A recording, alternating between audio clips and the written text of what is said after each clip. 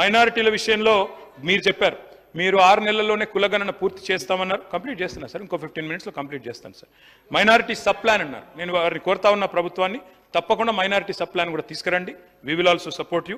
మీరు ఇమాంలకు, మౌజంలకు, ఫాస్టర్లకు కూడా ఇస్తామన్నారు. 10,000 రూపాయల చొప్పున నెలకు గౌరవ వేతనం ఇస్తామన్నారు.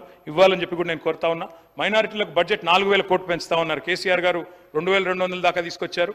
మీరు 4,000 చేస్తామన్నారు. చేయండి, రీఅప్రాప్రియేట్ చేయండి. మరి మైనారిటీ మినిస్టర్ లేరు, మినిస్టర్ని కూడా ఇవ్వండి. చీఫ్ మినిస్టర్ గారు మైనారిటీని ఒకరిని మినిస్టర్ని చేయండి. ఇది భారతదేశ స్వాతంత్రం వచ్చిన తర్వాత కాంగ్రెస్ ప్రభుత్వాలు భారతదేశంలో ఎన్నోసార్లు వచ్చినాయి. మొట్టమొదటి ప్రభుత్వం ఇది. మైనారిటీ మినిస్టర్ లేని మొదటి ప్రభుత్వం. దయచేసి మైనారిటీలకు రిప్రజెంటేషన్ గవర్నమెంట్లో ఇవ్వండి అని చెప్పి కూడా మేము కోరుతా ఉన్నాం. ఇంకొక మాట కూడా నేను కోరుతా ఉన్నా అధ్యక్ష, నేను మళ్ళీ కోరుతా ఉన్నా. ఇందాక సీఎం గారు లేరు, వారిని నేను కోరుతా ఉన్నా. అధ్యక్ష, మనము మన రాష్ట్రాన్ని ఖర్చు చేయకూడదు. మీరు రేపు మళ్ళీ అమెరికా పర్యటనకు పోతా ఉన్నారు. I wish you all the best Revanth Reddy గారు. డెఫినెట్గా మీ నాయకత్వంలో తెలంగాణ రాష్ట్రం బాగుండాలి.